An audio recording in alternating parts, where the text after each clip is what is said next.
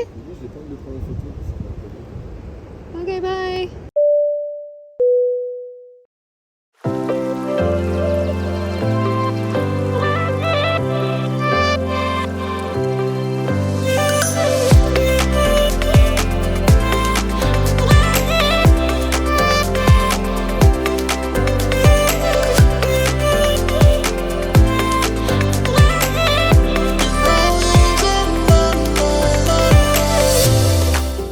Hello and welcome to Noosa. I hope you're doing well. Here's a prettier view. But yeah, I got here yesterday. Yesterday, honestly, I just did laundry and then I went out. So wasn't much to vlog, but today I'm doing the coastal walk in Noosa National Park.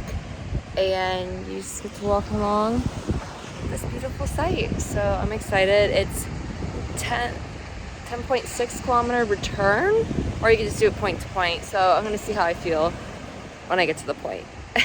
But yeah, it's a beautiful day. It's definitely hot, a little hotter, warmer than I thought. But yeah, welcome to the Noosa vlog, and I can't wait to show you. As I said, I did the coastal walk, which was a little over 10K return. I ended up just doing 1 point and then catching the bus back to the hostel because I was pretty tired and it was a warm day. But the walk was absolutely beautiful. It's fairly easy to a certain point, then you kind of go up hills and such, but it's gorgeous. You see the water, you might even see some whales depending on the time of year you are visiting. Typically the whales, the humpback whales, are June to November, and that's pretty cool to see. One of the popular places to visit is the ferry pools, which you can see here. I did not go in, but I did climb down to them, but very pretty, good Instagram photo spot. But then I just kind of walked down to the beach area, which, if I remember, I was trying to find the way out so I could catch the bus, and I just remember walking for a long time on this beach to get to the bus. But anyway, it was a great day. I really enjoyed it. The next day, unfortunately, while we had beautiful skies the day prior, this day the weather was crap. So my friend Amber and we decided to go to the movies and grab some crepes from a local place.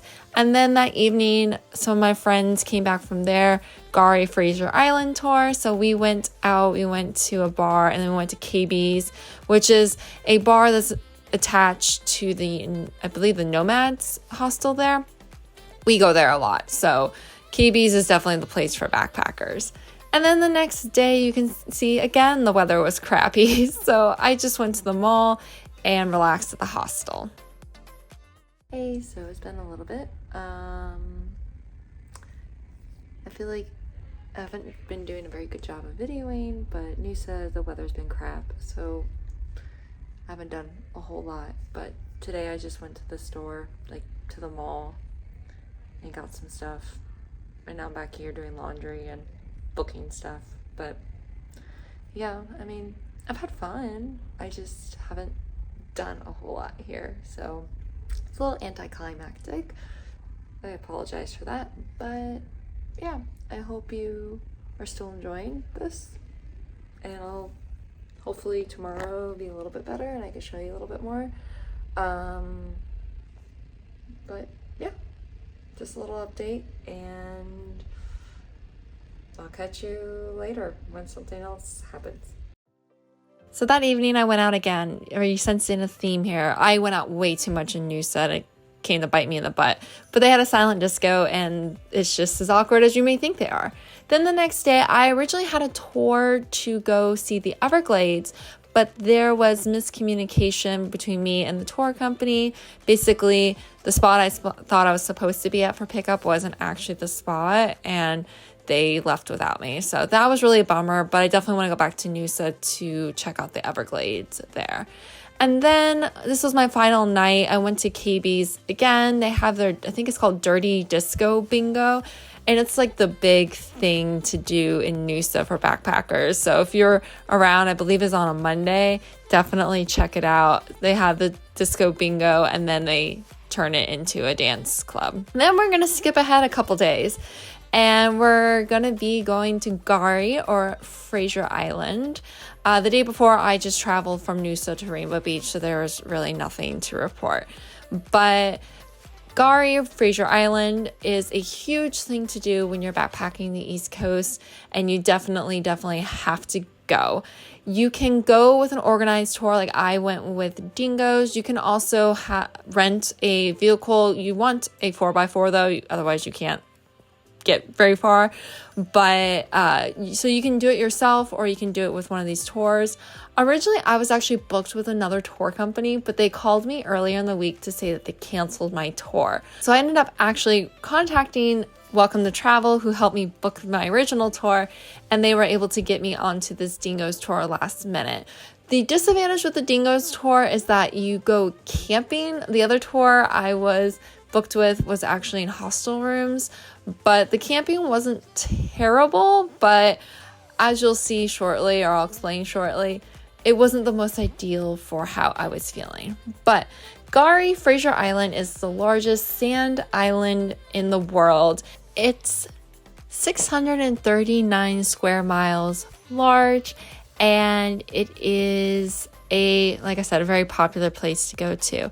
I keep saying K'gari and Fraser Island because actually on the day before I went, so on the 7th of June, the name was officially changed back to K'gari, which is the indigenous name. So it's actually really called K'gari. It's still referred to as Fraser Island, but hopefully K'gari will be the name that everyone will come to know as time goes on. K'gari is a World Heritage Site, and there's a ton of different places to see. First, we went to Lake McKenzie. It was really beautiful. The water was a bit cold, so I didn't get in, but very cool place just to chill out. And then there's a shipwreck, and it makes for a pretty cool photo op, but it's definitely one of those things that when you're on Fraser, you're going to visit this shipwreck, but very fun. And then after visiting the shipwreck, we actually headed back to our campsite for the evening.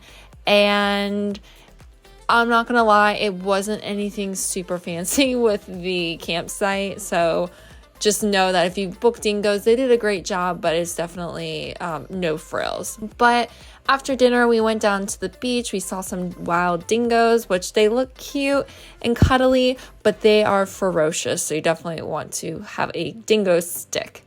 And then we went and we chilled out by the fire, had some drinks, and chilled out for the evening.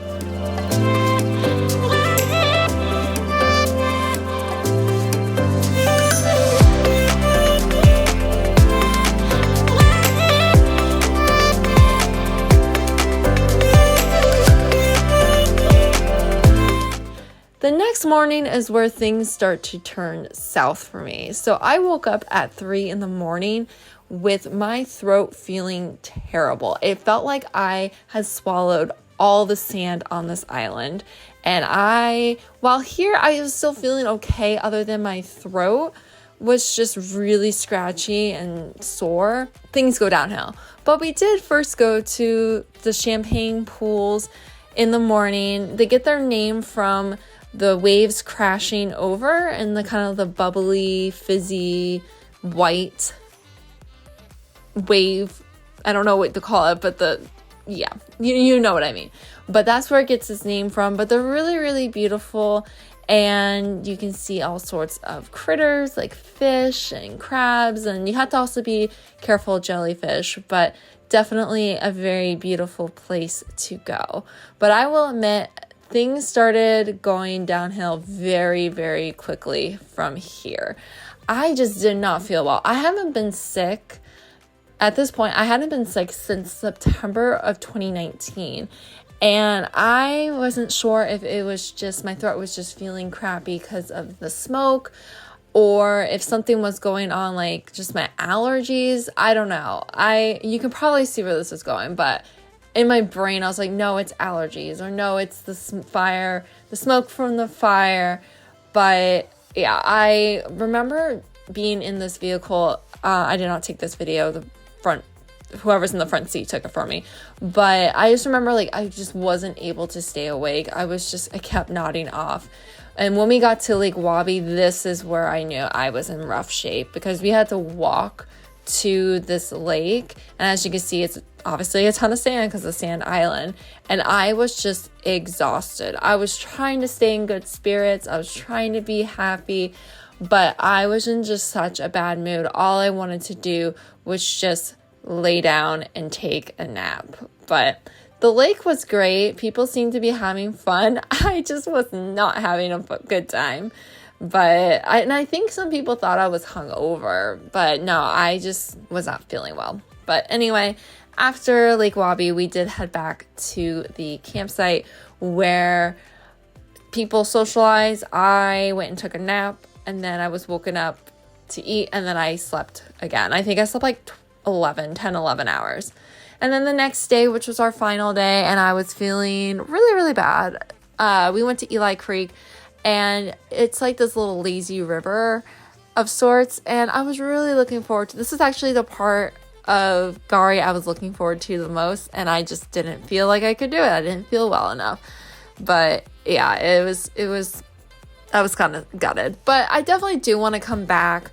I want to try to get back on the original tour I was booked with, and hopefully they wouldn't cancel again, because while the camping was fun, it just really wasn't my thing. But anyway, I hope you enjoyed this video. I know it was kind of short and just kind of chaotic, but yeah, just between not feeling well and just not really doing much in Noosa, I didn't have a whole lot to share. Remember to follow me on my social media channels. They're on the screen there. And give this video a thumbs up, subscribe, and I will catch you all in the next video. Remember to wander far and wander often.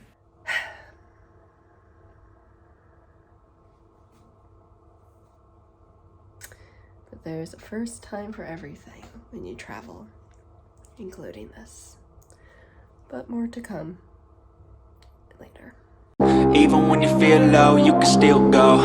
Even when you feel slow, you can still go. Even when there's no hope, you can still go. I never answer to no, man, I still go. Go, go.